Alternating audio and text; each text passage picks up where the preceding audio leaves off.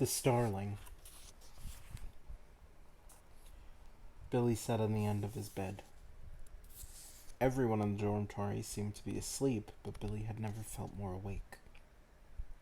Before his horrible encounter with Manfred, he had the most amazing conversation with Rembrandt. The Black Rat had talked of a house full of sparkling light and laughter, a house of books and music and pictures where once a family had been happy. There had been a boy called Oliver, a gifted flute player. He was expected to develop an even greater gift, like his father and his brother, who could turn stones into fire. But he was sent away to school and never came home again. Billy remembered Ollie Sparks. He was in music and used to stay with a friend at weekends. Ollie had been a very nosy boy and this used to annoy people. He got into trouble for going where he shouldn't. Rembrandt had told Billy that Ollie was still in the academy. The rat had smelled him out and found him in one of the attics. But Ollie couldn't be seen except for one toe. There was also a snake up in the old part of the building. A dreadful blue thing. It was so ancient, Rembrandt's brain could hardly fathom it. Mind-boggling, Billy murmured. Billy, are you all right? Billy almost fell off the bed. He hadn't heard Charlie Bone creep up on him. I was just thinking about Rembrandt, Billy whispered. He told me so much. I can't work it all out. Do you want to come and stay next weekend? Charlie asked. You could bring the rat. Could I? Said Billy. Okay, thanks. Charlie tiptoed back to bed, while Billy crept under his covers and had the best night's sleep he'd had in ages. Over the next few days, Charlie was made aware just how seriously the academy took its summer play. Every break Olivia could be seen walking around the field learning her lines. Sometimes Emma walked beside her holding a folder that contained the scenes Manfred had printed out. Fidelio spent more and more time in the music room practicing the incidental music for the play, and Charlie found that his break time companions were usually Gabriel Silk and Billy Raven. It soon became clear that Billy had learned all there was to know about the Invisible Boy from Rembrandt, but it seemed that he hadn't passed on the information to Manfred. Did this mean he could now be trusted? One day he even suggested that he should go and look for Ollie. At night, I'm allowed to visit Mr. Ezekiel, said Billy. So, if I'm caught, Matron won't be surprised. I don't like the sound of it, Billy, Charlie confessed. Matron's capable of giving you a very nasty punishment. Besides, there's that boa thing lurking about, said Gabriel. We don't want two invisible boys stuck in the attic. The boa must have got Blessed's tail, said Billy thoughtfully. Rembrandt says it's old. He can't fathom it. Rats can't understand time, said Gabriel, knowledgeably. Charlie muttered, I'm not sure I can. He was just going indoors at the end of break when Olivia clutched his sleeve. Wait a minute, Charlie, she hissed. We got something to tell you. Charlie hung back as Billy and Gabriel were swept away with a crowd of children surging into the hall. What is it? I'll be late for my trumpet lesson. I'm going out tonight to look for that room where we met Ollie, Emma said softly. And I'll have to be alone. You're gonna fly? Emma nodded.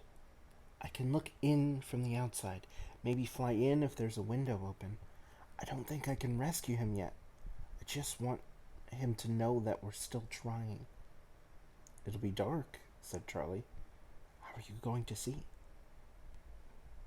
It gets light ages before we're up, Olivia whispered. I think it's a brilliant idea. But we've got to make sure that there's an open window on our floor so Emma can get back in. Can you do that, Charlie? Belle sleeps next to me. She's bound to close the dormitory window if I open it. She watches me like a hawk. Olivia glanced at Emma. Well, perhaps not a hawk, more of a viper. No offense to vipers. Charlie grinned. He lost his smile when Asa looked out at them and shouted, "What are you three doing? You look a mess. You'll be late for your classes if you don't hurry up." The three friends leapt into the hall and separated, each rushing to a different cloakroom.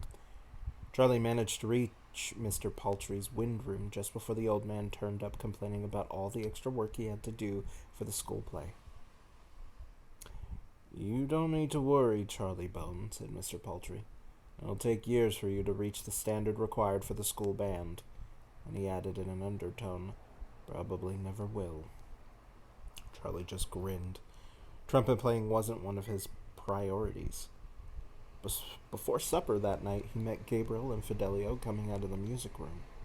When he told them of Emma's intended mission, they were eager to help. Fidelio suggested that leave as many windows open as possible, but Charlie was worried that this would be too obvious. Matron Ubeam and her assistants were bound to go around the building checking all the windows. "I just want you to cover for me when I say, for when I leave the dormitory," he told them. "Say I'm in the toilet or something." "Matron will never believe a word I say," Gabriel muttered. "But we'll do our best." Charlie waited until he heard the cathedral clock strike midnight. The sound of those 12 chimes never failed to send a shiver down his spine.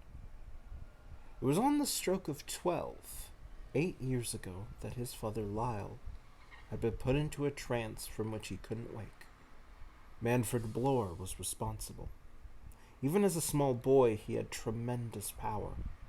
Lyle's car had been found at the bottom of a deep quarry, and everyone believed that he was dead. But Charlie knew that this wasn't true. Grandma Bone had destroyed every photo of his father, and Charlie couldn't even remember what he looked like. But he was determined that one day he would use his endowment to find Lyle and wake him.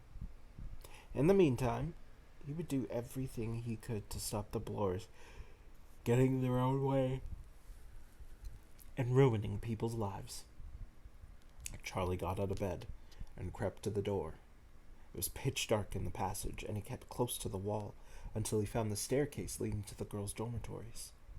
The old treads creaked under his feet even though he climbed on tiptoe. When he reached the top, Charlie gave a sigh of relief and moved quickly to the faint patch of light coming from a small window. He opened it, just wide enough to admit a small bird, and was about to dash back to the stairs when a shadowy figure caught his eye. It came gliding out of the darkness, and on the other side of the window, Charlie was too shocked to move. "What are you doing?" The voice belonged to one of the last people Charlie would have wanted to meet. "Belle," he said. I couldn't sleep. Thought I'd take a walk." "On the girls' floor." She moved closer, and Charlie could see the glimmer of her horrible changing eyes. "Wasn't thinking," Charlie murmured. "The window's open. No wonder it's so cold." Belle slammed the window shut and latched it. "Better run back to bed before Matron finds you." Yeah. Charlie walked back to the staircase. When he looked over his shoulder, Belle was still standing there. He would have had to find a less conspicuous window. The art room, thought Charlie. If it was hard to find his way upstairs, it was even worse getting back again. Charlie wished he had the torch Cook had given him last term. Matron Lucretia Ubeam had confiscated it. She was probably keeping it in Darkly Wind, Charlie thought. No chance of getting it back from there. He found the right door at last and crept into the art room. If it hadn't been for pale starlight flittering through the long windows, Charlie would have crashed straight into a group of easels. As it was, he just managed to step around them and up to the windows. Here, he realized, Only a small section at the top of each window could be opened. It was impossible for Charlie to reach that high. In a far corner, a spiral staircase led down into the sculpture room. Hoping to find an easier window there, Charlie made his way between the easels and paint boxes and was about to descend when he heard a grinding noise and then a squeak. He could just make out Rembrandt's dark form standing up at the bar of his cage. "It's okay, Rembrandt. It's only me." Charlie wished he could speak the rat's language like Billy. But Rembrandt seemed reassured by Charlie's voice and went back to some serious nibbling. Charlie tiptoed down the cold spiral of iron steps. As he reached the bottom, he could hear tapping and noticed a tiny light coming from a far corner. Someone else was in the sculpture room. Charlie froze. Mr. Mason, the sculpture teacher, was a strange man. It wouldn't have surprised Charlie to find the teacher still working at midnight. A voice said, "Who's that?" and a beam of light swung in Charlie's direction. "Charlie? What are you doing here?" Who's that?"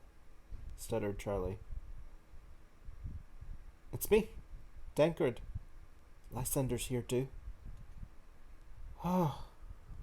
Charlie walked across to the source of light. He found Lysander sitting beside a block of wood, while Tancred stood behind him with a torch. They were both wearing green capes over their pajamas. "What are you doing?" asked Charlie. Lysander explained that he was experimenting. "Gabriel passed on the word about Ollie Sparks," he said. "Thought I could kind of carve a likeness of Ollie. I might get the ancestors to give the invisible boy a bit of a body, you know?" Charlie didn't know. He couldn't understand. He couldn't understand what the African was talking about. "Do you know what Ollie looked like?" "Of course I do," said Lysander. "I remember him well. Nice kid, but nosy. Too nosy. I can see him like it was yesterday." "Sander can do that," said Tancred admiringly. "He can remember details perfectly. He'll carve that piece of wood until it's so real you can see it breathing." Really? The block of wood was already taking on the shape of a boy, and yet Charlie didn't see how it could help Ollie. Lysander's endowment was truly remarkable. If he could turn a block of wood into a living, breathing person, but the real Ollie was trapped in the annex. How could he have another Ollie help him? "We don't need two Ollies," Charlie said. Lysander explained that once his spirit ancestors had seen a perfect likeness of Ollie, they could give the invisible boy shape and substance. They could make him visible again. "Oh," said Charlie. "That's amazing. And now, may we ask why you're here?" said Tancred. "Emma's going out tonight," Charlie told them. "As a, she's flying. She's going to look for Ollie's room, so he knows we're still trying to rescue him." "Better not tell him about Mr. B just yet," warned Tancred. "No, not yet," Charlie agreed. "The thing is, Emma won't be able to get back through all those old attics. She'd get lost in the dark, so I'm trying to leave a window open." He told the others about Belle. Tancred looked at the windows. They were exactly the same as those in the art room, only the small sections at the top could be opened, and at present these were securely fastened. "Mr. Mason sometimes opens them with a pole," he said. "But it's not here." The tall blond boy began to stride across the room, and Charlie could feel a breeze sweeping around his feet. Bits of wood and paper, fragments of clay, and small chisels began to slither and shuffle across the floorboards.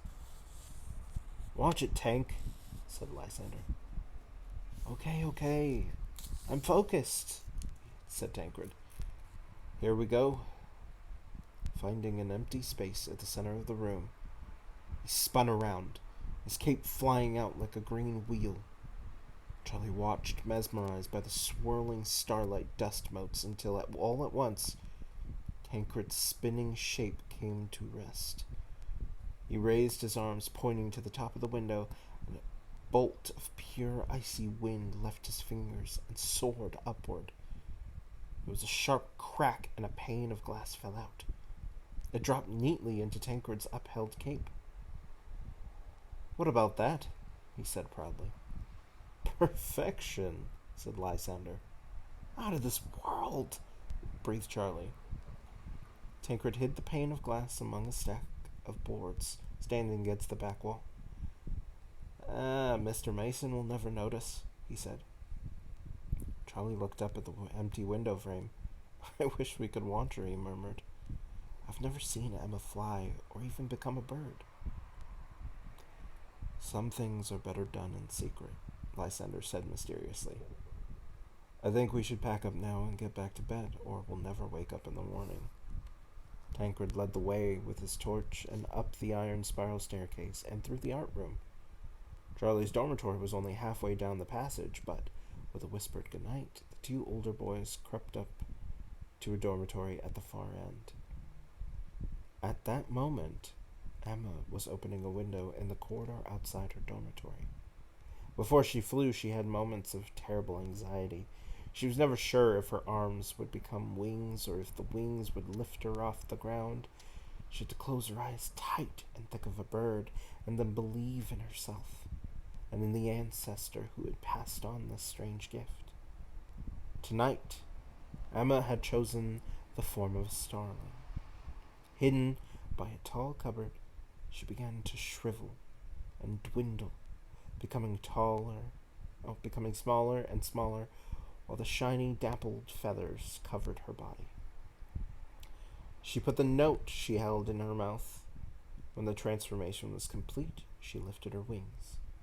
But as she flew out of the window, someone in a pale nightdress stepped toward her. Emma soared into the starlight sky, and the window clanged shut behind her. She tried not to think about how she would get back, but concentrated on finding the attic room where Ollie Sparks was imprisoned. Twice she flew around the huge, gaunt building, perching every now and then on a window ledge, a pediment, or a gutter. But the black room behind the tiny attic windows gave nothing away.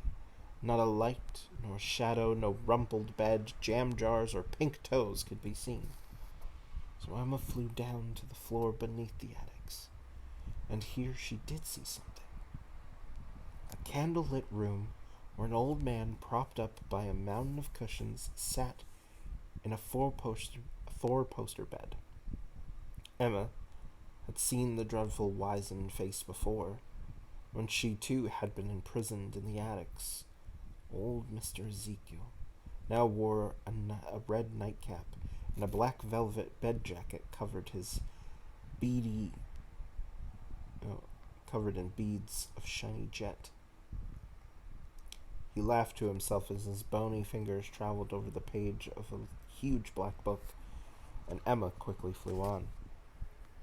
On the floor below, she saw Lucretia Eubeam in a purple nightgown, brushing out the long strands of her gray-white hair.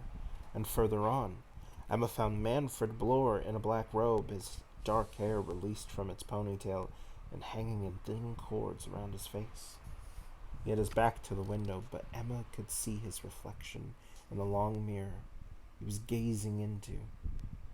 And then he saw her.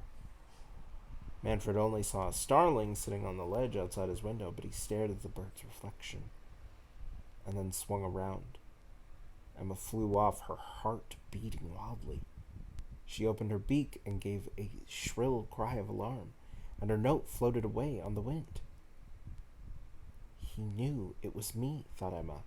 He saw the note. What will he do now?